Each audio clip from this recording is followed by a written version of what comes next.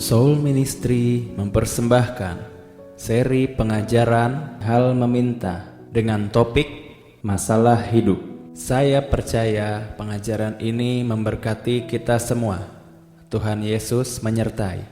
Oke, minggu lalu sekali lagi kita belajar tentang hal meminta ya. Dan kedua adalah tentang visi. Saya sudah bagi kemarin kalau hal meminta sama hal visi itu pekerjaan. Sorry ya, bukan saya mengecilkan prinsip tersebut, itu mudah sekali. Setiap orang boleh meminta apapun. Tidak sulit dalam meminta. Tidak sulit dalam kita buat planning. Itu nggak sulit semuanya. Kita butuh waktu cuma 5 menit, 10 menit. Ada kertas kita bisa tulis semuanya. Tetapi stage yang kedua, tahap yang kedua ini yang sulit. Yaitu apa? Yang dikatakan bahwa hidup ini sulit. Hidup ini bukan seperti mujizat yang kita minta sesuatu ala kadabra tiba-tiba terjadi. Bukan pula kayak mantra tinggal kita kumat kamit ya, hal terjadi. Enggak. Justru yang kedua adalah pada waktu kita melihat hal yang kita minta dan kita mempunyai visi, di situ kesulitan terjadi, masalah terjadi. Tanpa iman kita tidak bisa melewati dua hal yang Tuhan janjikan atau yang kita minta. Tanpa iman, imajinasi kita yang tadinya indah.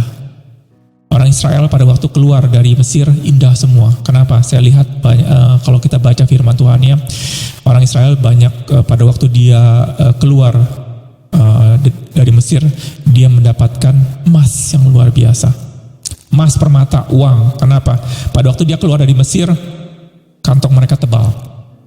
Enak ya kalau kita kantong tebal. Kalau kita pergi ke mall, pede nggak? Pede ya. Silahkan tunjuk mau beli apa. Orang Israel pada waktu keluar dari Mesir, dia punya banyak emas, dia punya banyak segala sesuatu yang bisa dilakukan, dan dia pikir dengan uang tersebut, yes, saya sekarang jadi orang kaya, hidup saya menjadi lebih baik. Apa yang terjadi? Baru beberapa hari dia lihat ada di depan ada laut, di belakang ada tentara Mesir. Langsung dia katakan, matilah gua. Semuanya berteriak, matilah gua. Akhirnya Tuhan bantu, laut terbelah. Waktu laut terbelah, akhirnya Tuhan selamatkan. 3 hari kemudian tidak ada air. Langsung mereka bilang, matilah gua. Imajinasi yang begitu bagus dalam sedetik hancur. Dalam sedetik langsung keluar pengumpatan, langsung mengumpat keadaan, mengumpat orang sebelah, mengumpat pemimpin, semua diumpat. Karena kenapa? Imajinasi yang tadi yang bagus tiba-tiba langsung imajinasi yang buruk. Jujur, kita ini memiliki tubuh yang celaka ya. Itu apa tubuh yang celaka? Tubuh dalam dosa. Tubuh ini lebih condong ke dalam hal yang buruk dibandingkan dengan hal yang bagus. Kalau hal yang bagus kita harus berusaha keras ke sana, tapi kalau kita ada hal yang buruk langsung sweet. Sebenarnya nanti kalau saya mau ada sedikit ngomong bahwa nanti Tuhan akan berikan namanya tubuh rohani. Tubuh yang sekarang kita dibilang adalah tubuh dunia, tubuh jasmani, nanti Tuhan akan berikan namanya tubuh rohani. Waktu ada tubuh rohani itu luar biasa. Di dalam kita pada waktu kalian menerima Tuhan Yesus ada roh yang hidup. Tapi roh ini tidak bisa bekerja pada waktu tubuh menolak roh tersebut. Tidak bisa ada manifestasi. Belum ada. Cuma saya kasih tahu dulu kenapa yang bisa terjadi dari imajinasi yang buruk bisa menjadi yang itu bisa sweet dalam sedetik. Tugas kita adalah pada waktu ada perubahan ini. Karena sekali lagi pada waktu kalian lagi bersuka cita, tubuh ini tidak kelihatan. Tubuh jasmani ini tidak akan kelihatan keburukannya. Kalau kalian katakan, yes, saya punya iman, saya punya iman, saya percaya saya punya iman. Kapan itu akan dibuktikan? Pada waktu ada masalah. Waktu ada masalah terjadi, iman itu akan dites. Jadi saya katakan, yang pertama dan yang kedua tentang hal meminta, tentang hal yang berimajinasi dengan visi segala macam itu gampang. Kita akan indah semua di sini. Kita meminta yang indah, kita berimajinasi yang indah semuanya. Tetapi yang tahap yang kedua adalah kita akan menghadapi yang namanya pencobaan. Karena permintaan kalian, visi dari Tuhan Janji dari Tuhan akan kita punya musuh. Pertama musuh adalah tubuh jasmani ini, dan kedua adalah si musuh yang mengaung-ngaung, kalau firman Tuhan katakan, yaitu roh-roh jahat atau si iblis. Sekali lagi di sini perlu yang namanya iman luar biasa. Iman luar seperti apa? Iman yang ditempa terus menerus, iman yang percaya kepada Tuhan. Kalau saya lihat adalah banyak sekali yang dari firman Tuhan. Bagaimana cerita tentang Daud ya? Daud di Siklak itu luar biasa. Kemarin saya baru cerita dengan seseorang. Imannya Daud luar biasa. Imannya Daud itu bukan iman manifestasi. Imannya Daud itu bukan iman mengejar-ngejar manifestasi. Itu luar biasa. Karena pada waktu dia menguatkan diri dia pada waktu dia punya masalah besar, hampir mau dilemparin batu oleh pengikutnya, istrinya dibawa kabur orang, hartanya habis. Dia bersedih. Semua orang ditampar sakit. Dia bersedih. Setelah dia bersedih, dia menguatkan diri. Ada satu iman di Daud yang luar biasa. Dan itu tercermin dengan dia berdoa kepada Tuhan dan dia tidak minta dibereskan masalahnya. Seolah-olah masalah itu sudah beres dan dia berjalan. Cuman dia bawa bertanya doang kepada Tuhan seperti begini, Tuhan, bolehkah aku mengejar orang tersebut? Itu seperti kayak dia itu sudah punya visi yang jelas bahwa dia akan mengikuti Tuhan apapun juga yang terjadi. Kadang-kadang kita punya visi, kita punya permintaan, itu berdasarkan keadaan. Kalau keadaan baik, saya ikut dengan visi Tuhan, dengan permintaan Tuhan. Tapi kalau keadaannya sudah memburuk, biasanya saya kabur. Tapi Daud saat itu, pada waktu dia memburuk, dia punya satu visi, dia mengasihi Tuhan, mengasihi Allah. Dengan berkata, Tuhan gak ada masalah kalau saya hilang semuanya. Istri saya hilang, harta saya hilang, semuanya hilang, is okay. God is enough. Itu imannya luar biasa. Bagaimana dia ditempa, akhirnya keluar satu permintaan. Tuhan, bolehkah aku mengejar istriku itu? Saya pernah ceritakan bahwa berilah ruang kepada Tuhan untuk menjawab ya dan tidak. Terkadang permintaan kita, doa kita, kadang-kadang doa yang memaksa. Kenapa? Tuhan, saya lagi sakit nih. Kalau Tuhan gak sembuhkan, besok saya mati. Tuhan bingung, kalau kamu mati besok emang kenapa? Ya sengsara kali Tuhan.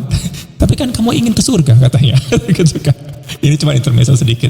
Pada waktu kita lagi sakit, biasanya kita minta disembuhkan oleh Tuhan bagaimanapun caranya. Haruskah saya baca firman sampai 1000 kali supaya saya disembuhkan?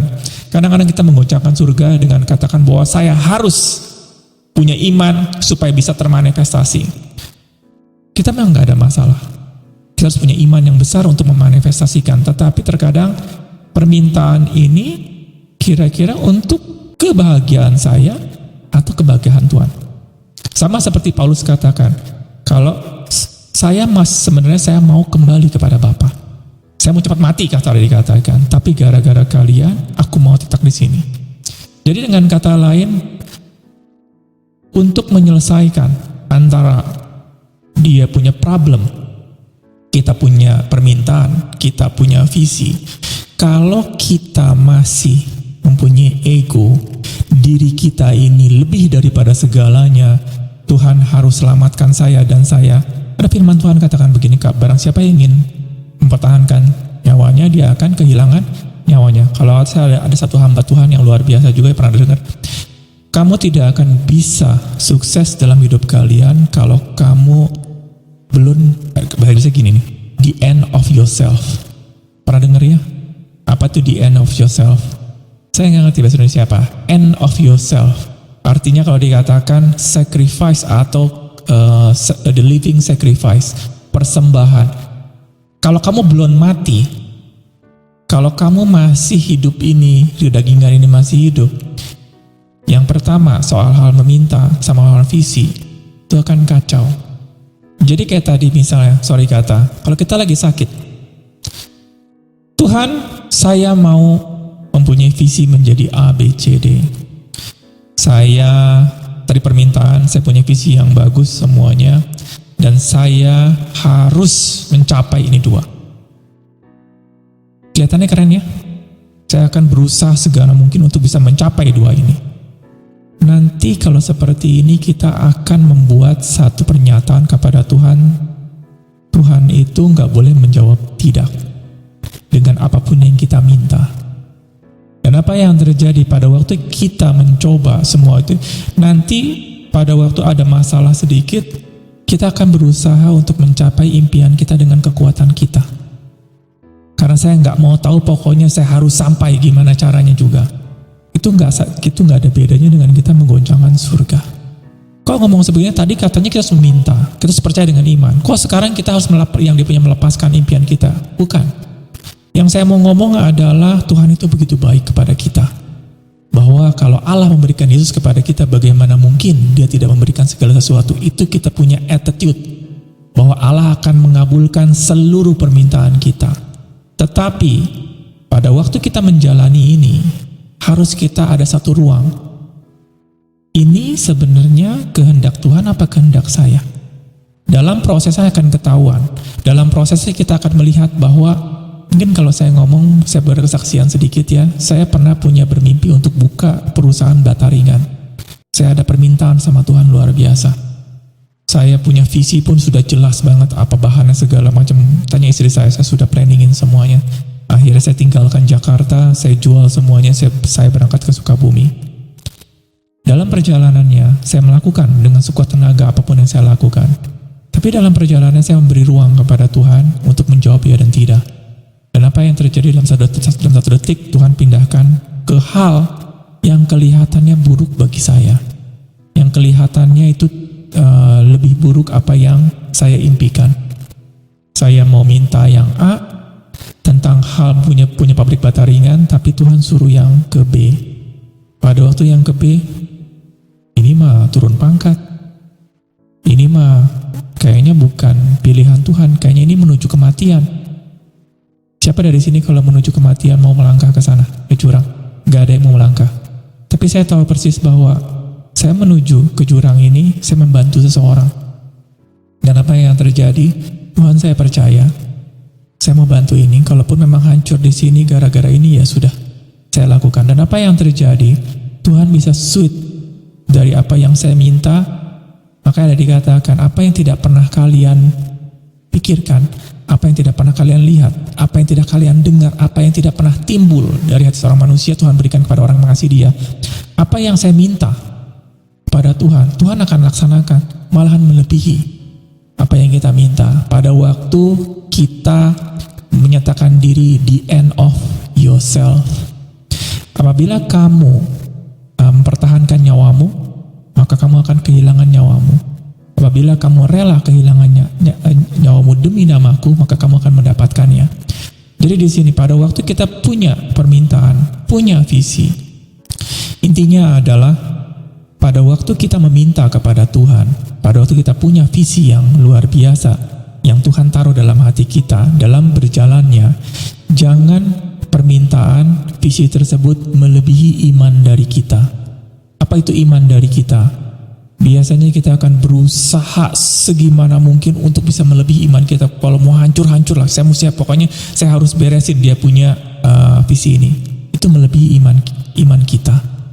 Kenapa? Nanti akan kedagingan kita muncul. Kita akan berbuat segala sesuatu.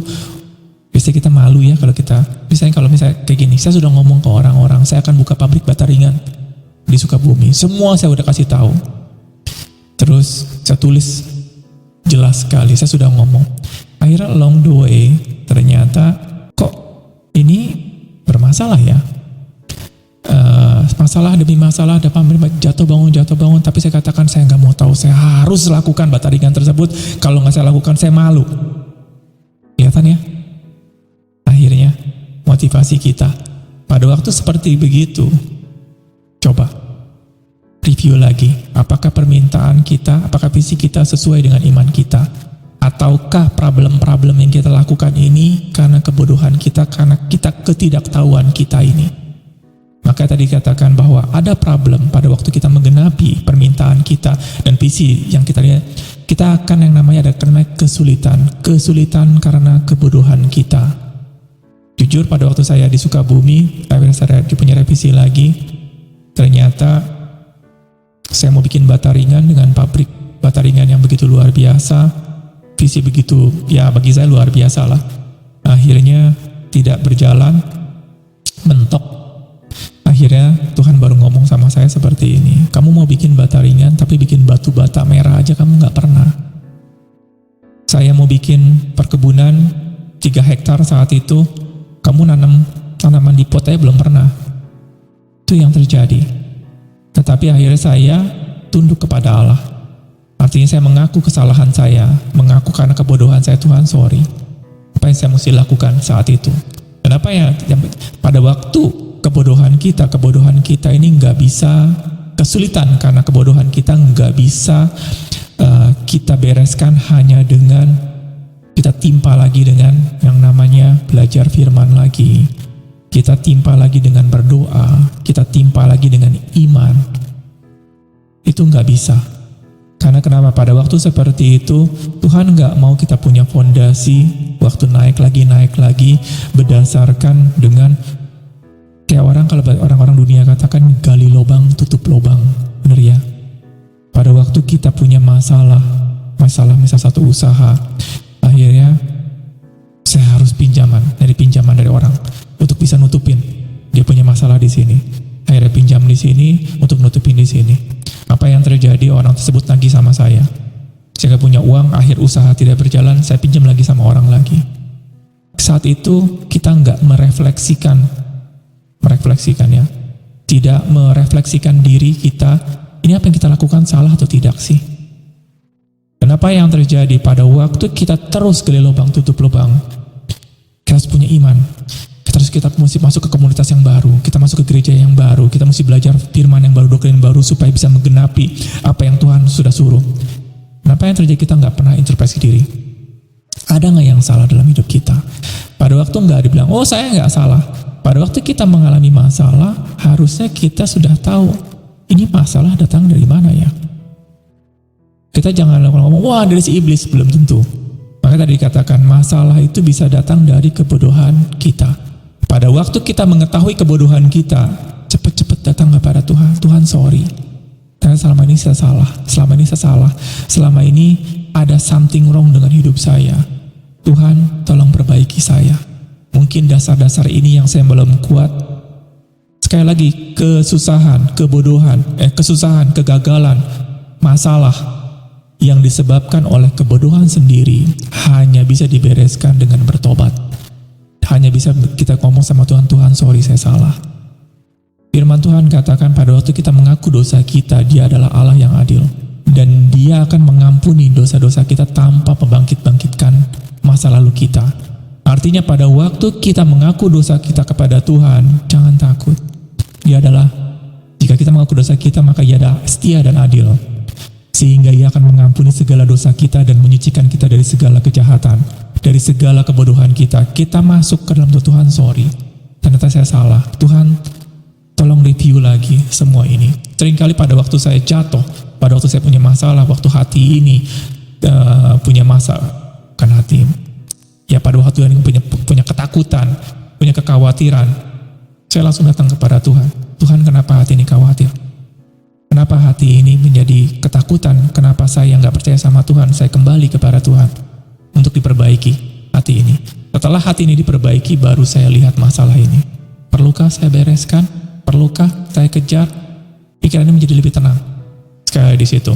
Nah, sekali lagi, kita minggu lalu kita belajar soal kesulitan atau kesalahan karena kebodohan sendiri. Itu jelas ya, kira di sana. Yang kedua adalah, kalau saya mau tambahkan lagi, yang kedua adalah pada waktu kita mau menggenapi permintaan kita kepada Tuhan, pada waktu kita mempunyai visi, ada satu masalah hidup yang akan kita alami, yang akan kita hadapi karena kita hidup di dalam Tuhan. Karena kita hidup di dalam firman Tuhan. Di sini dikatakan ada contohnya adalah pada waktu murid-murid Tuhan Yesus, pada waktu dia berlayar, Tuhan Yesus katakan kepada murid-muridnya, yuk kita berangkat ke sana. Berangkat to the other side, kalau bahasa Inggris, bahasa Indonesianya kita berangkat ke seberang sana ya, danau ya. Danaunya itu bukan kali yang cuma hanya 20 meter berjalan, enggak. Danau itu besar. Danau Galilea ya. ya lumayan besar, mungkin sekitar 4 jam atau berapa jam mendayung. Dan apa yang terjadi? Tuhan Yesus ada di sana. Tuhan Yesus sudah memberikan perintah, yuk kita ke sana. Murid-muridnya melakukan semua perintah Tuhan. Ada Allah di sana melakukan perintah Tuhan, dan sekali lagi indah ya, pertama kali ya ada Yesus. Dalam perjalanan di tengah, apa yang terjadi? Badai topan terjadi. Akhirnya murid-muridnya, saya juga bingung ya, nelayan kalau dia ketemu topan semuanya pada takut ya. Padahal pekerjaan dia nelayan ya setiap hari, tapi kalau sudah ketemu angin yang besar, ombak yang besar. Soalnya gini, kalau saya ngelihat ada penjual ular di mana? Kayaknya di Mangga Besar ada orang jual ular ya. Ada yang tahu nggak? Pasar bawah tahu ya, di pasar bawah bagaimana dekat sana. Ya ada orang jualan ular. Jadi ada makan daging ular di situ. Kalau penjualnya waktu ngambil ular begini, aduh, nanti gue dipatok nih. Kita yang makan juga makin bingung ya. Penjualnya udah takut, saya ini gimana? Saya lihat semuanya kalau dia pas pegang ular dipegang segala, berani sekali. Terus saya punya bayangan seperti nelayan, melihat angin yang besar segala macam, kok takut juga, kayaknya dia bukan nelayan nih gitu. Kenapa seperti itu? Murid-muridnya waktu dia ngelihat angin yang besar, mati deh gua. Dari imajinasi yang bagus, Tuhan katakan, yuk kita ke sana bersama dengan Yesus berjalan. Yuk kita punya visi, kita lihat planning 4 jam akan sampai di sana, kita akan punya ministry yang baru, kita akan lakukan hal yang bersama Yesus, punya bayangan yang indah-indah. Di dalam perjalanannya, mereka punya masalah besar yang dikatakan matilah gua. Begitu ombaknya besar. Karena kenapa saya ngomong seperti itu? Karena murid-muridnya sampai berteriak sampai Tuhan Yesus, Yesus, tidakkah kamu peduli? Kami semua akan mati. Kayak lagi tadi ya, dari imajinasi yang bagus, tiba-tiba mati lagi. Pikirannya mati. Apa yang terjadi? Akhirnya Tuhan Yesus bangun, saat itu dibangunkan. Dan sebelum Tuhan Yesus lakukan segala sesuatu, dia katakan, mungkin ada sedikit ditampilkan, saya juga lupa dia punya kata-katanya. Yang dikatakan, hai orang yang kurang percaya, kenapa kamu takut? Akhirnya Yesus ngomong kepada dia punya lautnya, dikatakan badannya, tenanglah. Di situ pas melihat murid-murid seperti itu kaget. Ini orang apa? Sampai laut pun taat kepada dia. Kalau anjing diam lu, duduk, dia taat masih mending. Tapi angin, ombak yang begitu besar, waktu Yesus katakan, hai tenanglah. Mungkin dia hardrik kali ya, tenang. Wah teriak, saya nggak ngerti gimana. Semua langsung tenang. Murid-muridnya langsung katakan, ini siapa orang ini? Sampai laut pun taat kepada dia. Dan dikatakan, langsung Yesus ngomong kepada masalah tersebut. Sekali lagi, pada waktu kalian punya visi, sudah pikiran yang bagus-bagus, dan apa yang terjadi pada waktu masalah datang. Biasanya sekali lagi yang tadi, masalah tersebut langsung, pemikiran langsung yang tadi indah menjadi negatif yang luar biasa. Ujung-ujungnya cuma ngomong matilah gua. Jadi apa yang terjadi pada waktu mereka mempunyai pemikiran yang berubah dari begitu positif menjadi ke negatif, timbul masalah yang besar. Karena kita berpikir kalau kita berada di dalam Tuhan, kalau kita sudah percaya dengan grace, kalau kita mempunyai komunitas yang baik, kalau kita sudah masuk ke gereja yang bagus, kalau kita sudah ikut Tuhan berpuluh-puluh tahun, tidak akan ada masalah. Salah. Pasti kalian punya masalah. Kalau kalian berpikir bahwa kalian percaya sama grace, kalian akan menjadi Superman. Tidak ada masalah sama sekali. Kalian berjalan yang sekarang belum tentu ada keyakinan bahwa ada Allah atau tidak. Benarkah kadang-kadang ya? Ini perintah Tuhan bukan ya? Ini saya hidup di dalam Tuhan atau bukan ya? Masih ada keraguan-raguan sedikit, nanti akan diuji. Tetapi murid-muridnya itu jelas di dalam perahu mendapat perintah dari Tuhan Yesus, langsung perkataan. Ada juga Yesus di sana. Jadi kalau kita katakan bahwa kalau Allah di pihak kita, siapa yang dapat melawan kita? Seperti kayak maju tak gentar gitu ya, semua jadi labas ya. Ternyata ayat tersebut tidak sesuai dengan apa yang dialami Yesus dengan murid-muridnya. Inti dari Tuhan katakan kalau Allah di pihak kita, siapa yang dapat melawan kita? Kita ini bukannya tidak ada masalah. Pasti ada masalah. Pasti akan terjadi masalah sekali. Karena kenapa? Ada musuh dan ada juga kedagingan kita. Kenapa saya ngomong seperti gini? Ini modal buat kalian ya. Pada waktu katakan, oh saya sudah kenal Tuhan. Saya pernah mendengar ada banyak orang yang berkata, sebelum kenal Tuhan, saya nggak banyak masalah hidup. Tapi kok setelah jadi orang Kristen, kok jadi makin banyak ya masalah? Ada yang pernah merasakan seperti itu nggak? Apa cuma saya doang? Katanya ikut Tuhan pasti diberkati. Katanya kalau ikut Tuhan semua jalan akan dipermudah. Kalau siapa di sini kalau kalian mungkin ada orang-orang yang pernah dulu di gereja hukum Taurat, akhir berubah ke dalam grace, akhir katakan bahwa yes, saya mendapatkan pewahyuan yang lebih baik. Dengan pewahyuan lebih baik, pasti hidup saya lebih baik. Pasti hidup saya lebih mudah. Begitu ya? Apa saya doang permintaan saya begitu? Karena kenapa? Pada waktu saya punya masalah, waktu saya masih pemikiran saya lama, saya mempunyai masalah, waktu itu adalah punya beban biaya hidup 30 juta per bulan. Minus. Bukan beban ya, minus. Kalau beban itu adalah kalau gaji kamu 10 juta, bayar apa, punya beban mobil, punya beban apa segala macam, air habis, itu namanya beban. Kalau minus adalah minus. Bener-bener minus. Kalau beban itu setelah akhir bulan duit habis buat bayar-bayar, itu namanya beban. Beban listrik, beban mobil dan segala macam. Saya minus 30 juta. Kok bisa begitu? Saya nggak ngerti. Berapa lama? Paling kuahnya cuma sebulan 2 bulan. Kata istri saya 2 tahun lebih. Saya juga nggak tahu. Saya nggak pernah ngitungin. Saya benar-benar seperti kayak hidup dalam bubble. Setiap bulan minus 30. Lama ya 4 tahun. Lama loh ya. Selama keris ya.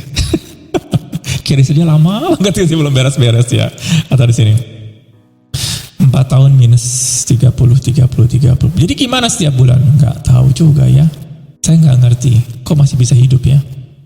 Jadi minus 30 juta, akhirnya saya mendapatkan pewahyuan. Saya mendengar Andrew Wommack punya khotbah tentang grace. Joseph Green tentang khotbah. Luar biasa. Wow. Saya mempunyai pemahaman tentang Tuhan luar biasa sekali sekarang. Jadi dengan begini yang lalu, kalau misal pemahaman lalu berarti masalah-masalah yang sekarang gampang. Karena ada pemahaman baru. Karena saya ada roh yang berapi-api yang saya bisa hajar semua masalah tersebut dan semua menjadi terselesaikan. Begitu kan permintaannya ya? Benar ya? Kalian ada ikut Tuhan atau ikut belajar grace atau baca buku tentang, siapa yang di sini baca buku tidak ada pengharapan? Pasti kan ada buku tentang iman, kita berharap sesuatu dong. Siapa di sini baca buku cuman hanya kayak novel? Baca novel aja pengen tahu akhir hidupnya cerita seperti apa, ada fun-nya. Begitu pula kita belajar segala sesuatu tentang Tuhan, ada ekspektasi, ada harapan bahwa masalah kita dibereskan. Dan apa yang terjadi pada waktu saya punya iman yang luar biasa, pada waktu saya percaya saya berjalan di jalan yang Tuhan, yang tadinya minus 30 juta, sekarang minus 50 juta. Kok jadi gini? Kok ikut Tuhan menjadi lebih parah lagi? Kok ada Yesus di dalam perahu tersebut, kok masih ada badai? Harusnya kalau ada Yesus segala sesuatu menjadi kayak jalan tol, semua dibereskan karena ada firman Tuhan, kalau Allah di pihakku, siapa yang dapat melawan aku? Kok jadi gini? Kenapa? Karena kita selalu berharap pengharapan tertunda akan menyedihkan hati. Kenapa? Karena satu pengharapan kita yang kita katakan salah. Walaupun kita di dalam Tuhan belum tentu tidak ada masalah. Masalah terjadi walaupun kita juga ikut dengan Tuhan. Kenapa saya ngomong seperti gini? Untuk orang-orang yang akan, kalau gitu saya mendingan gak ikut Tuhan lah, percuma. Kalau saya ikut Tuhan juga tambah masalah. Saya kasih tahu ke kalian, gak ikut Tuhan lebih parah lagi. Karena kenapa? Ada firman Tuhan katakan orang benar akan jatuh 7 kali dan dia tidak akan jatuh tergeletak. Tapi orang fasik jatuh 1 kali tidak akan bangun-bangun lagi. Saya mendingan jatuh 7 kali tapi bangun lagi. daripada orang fasik jatuh satu kali tidak bangun lagi. Saya kalau kasih kesaksian sedikit, saya dulu waktu itu saya bukan katakan sebagai orang yang benar lah, saya katakan orang brengsek, walaupun saya ikut sama Tuhan, tapi saya menjadi brengsek. Waktu itu saya jatuh benar-benar sejatuh-jatuhnya. Saat itu bisa dikatakan ya udah hampir stres. Ya mungkin stres gimana ya, saya stres sih enggak lah, tetapi hidup ini kok jadi kayak hancur-hancuran begini ya. Kalau saat itu saya nggak kenal sama Tuhan, saya nggak tahu cara baliknya, mungkin nggak bisa balik. Waktu itu kalau saya belum lahir baru, mungkin saya nggak cari Tuhan juga, saya cari dukun, saya cari-cari yang lain. Apa yang terjadi? Semua sudah saya lakukan, semua cara untuk mencari uang. Semua saya sudah lakukan. Lakukan dari hal yang baik sampai hal yang tidak baik. Semua sudah saya lakukan. Ya, yang tidak baik yang nggak terlalu parah lah, tapi saya anggap tidak baik. Tetapi tidak ada jalan keluar, hati ini semakin stres. Hati ini semakin penuh dengan ketakutan. Jadi kalau di kalian bahwa katakan, ikut Tuhan nggak ada gunanya. Ikut Tuhan selalu ada gunanya. Kenapa? Karena Dia adalah Allah yang setia dan Dia tidak akan pernah berhutang sama kita. Pada waktu kita percaya sama Dia, mungkin kita buka Habakuk 2 ayat 2 di situ. Saya sebenarnya mau terangkan dia punya Habakuk 2 ayat 2 ini. Pertama, memang sudah keren. Lalu Tuhan menjawab aku demikian, tuliskanlah penglihatan itu dan ukirlah itu pada lolo batu supaya orang sambil lalu dapat membacanya. Kita sudah baca ya. Next. Sebab penglihatan itu masih menanti saatnya. Kita belum baca ya. Sebab penglihatan itu masih menanti saatnya, tetapi ia bersegera menuju kesudahannya dengan tidak menipu. Apalagi berlambat-lambat, nantikanlah itu, sebab itu sungguh-sungguh akan datang dan tidak akan bertangguh. Tuhan kasih janji yang luar biasa, walaupun kelihatannya lama, walaupun kalau paling bagus bahasa Inggrisnya sih, for the vision is yet for an appointed time, but at the end it shall speak and not lie. Though it tarry adalah menunggu, wait for it, tunggulah itu, sebab because it surely come, sebab dia pasti akan datang dan itu tidak akan berlambat lagi. It will not tarry. Jadi pada waktu kita menantikan kepada Tuhan, walaupun ada masalah yang besar, jangan kalian katakan, aduh matilah gua, aduh stres segala macam. Kita katakan bahwa Tuhan, janji Tuhan itu selalu iya dan amin. Padahal kita berharap sama Tuhan, nantikanlah Dia. Dan dikatakan Dia pasti akan datang. Murid-muridnya, kalau murid-muridnya percaya kepada Yesus walaupun ada masalah begitu besar, kita katakan ada Yesus di sini. Kenapa mesti takut? Kalau kita mati, ya kita mati bersama-sama dengan Yesus. Jangan dong, jangan sampai mati. Tadi saya katakan kalau kita nggak pernah punya attitude end yourself, kalau kita punya attitude tidak siap dengan kematian tersebut, tidak siap dengan kegagalan, tidak siap dirugikan, tidak siap dihina, tidak siap dalam hal yang buruk, di situ iblis masuk. Karena dikatakan kalau kamu nggak keluar dari sini kamu akan mati. Murid-muridnya mau lari kemana di laut itu?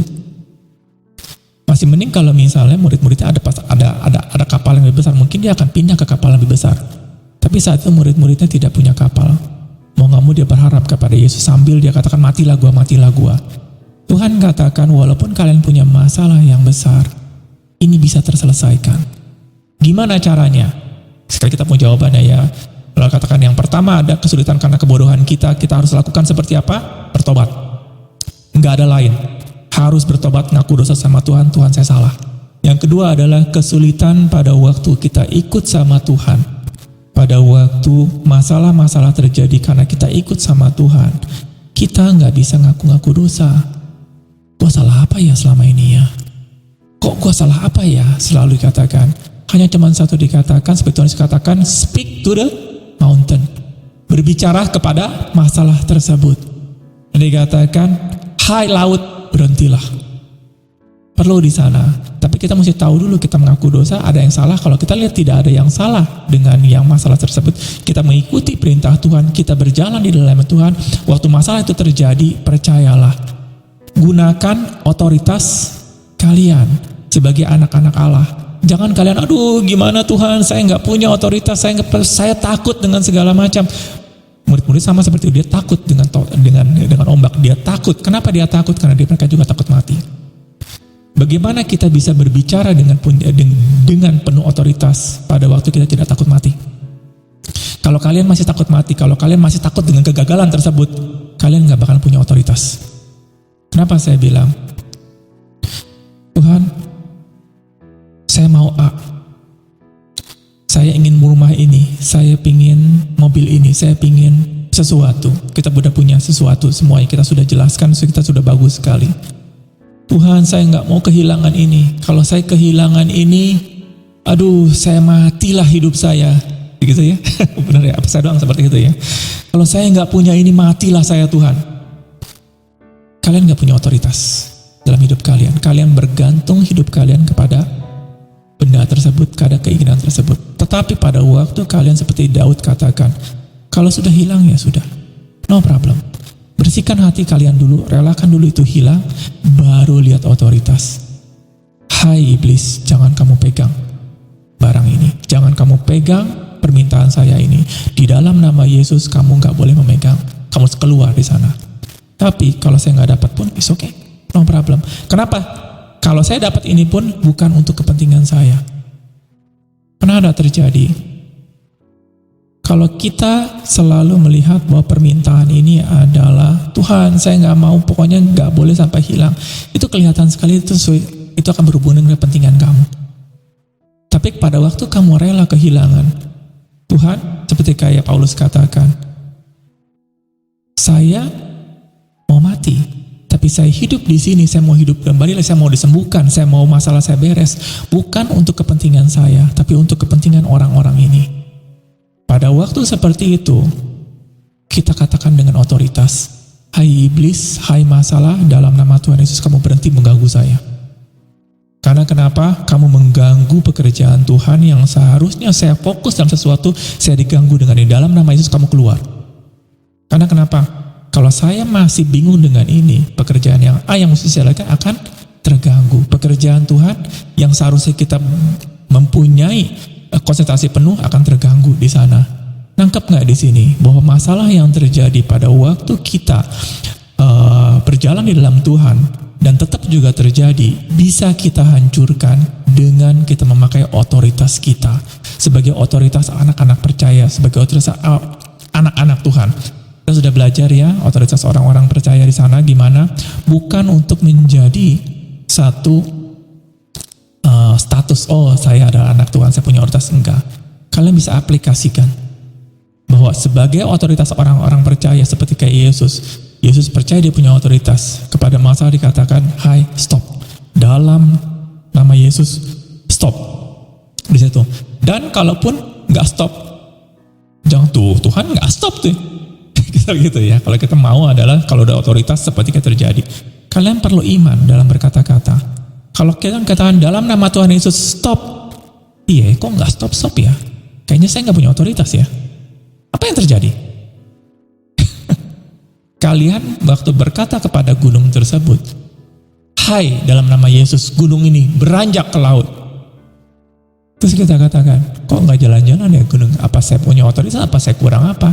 Kalian mesti percaya bahwa kalian adalah anak-anak Tuhan yang diberkati.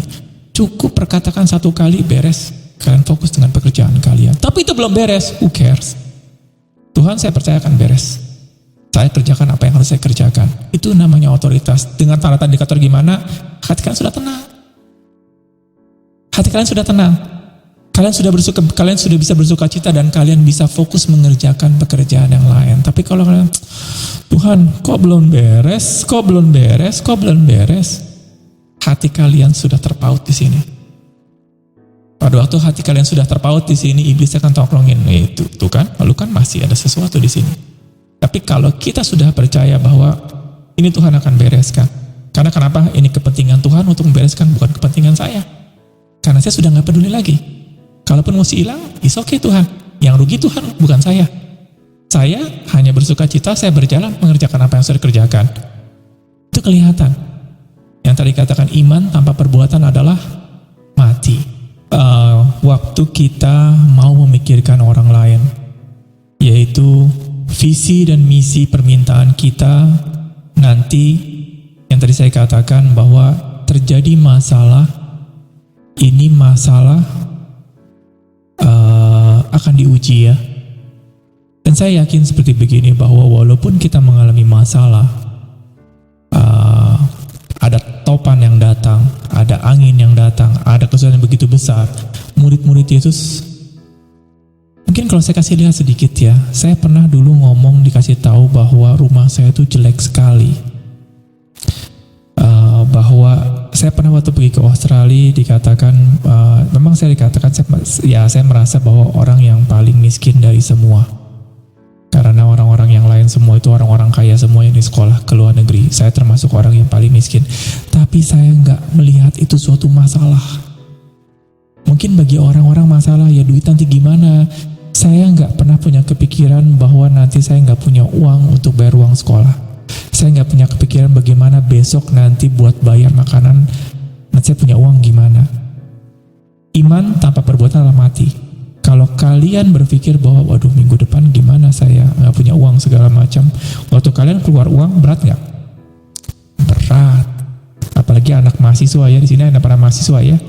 Mahasiswa itu kalau udah keluar 1.000 dihitung ya semuanya. Bukan pelit, memang itu dia punya mahasiswa seperti itu. Baru pertama kali keluar dari orang tua, disuruh dikasih uang untuk biaya hidup, mereka hitung. Kenapa? Karena mereka nggak bekerja ya. Dan saya pun saat itu saya juga termasuk mahasiswa. Tetapi saat itu saya benar-benar nggak berpikir bahwa besok nggak punya uang. Walaupun saya orang yang paling miskin, dengan contoh yang pernah saya kasih dari iman tak bersama mati. Waktu saya di rumah bayar listrik, saya nggak pernah hitung-hitungan. Bagi 2, walaupun saya nggak pakai banyak. Makanan kita beli per minggu berapa, bisa $100, langsung bagi 2. Padahal saya nggak makan makanan tersebut. Mostly nggak makan, karena saya malamnya biasanya kalau makan paling banyak waktu dinner ya, semua kulkas kita kuras buat dinner. Kalau makan pagi ya paling cereal sama susu doang. Karena saya selalu malam hari itu saya makan di tempat restoran, saya karena kerja di restoran, jadi saya makan di sana, pulang ya rata saya udah kenyang.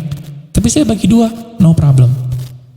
Saya waktu bagi 2, bukan berarti saya orang kaya secara physically, enggak.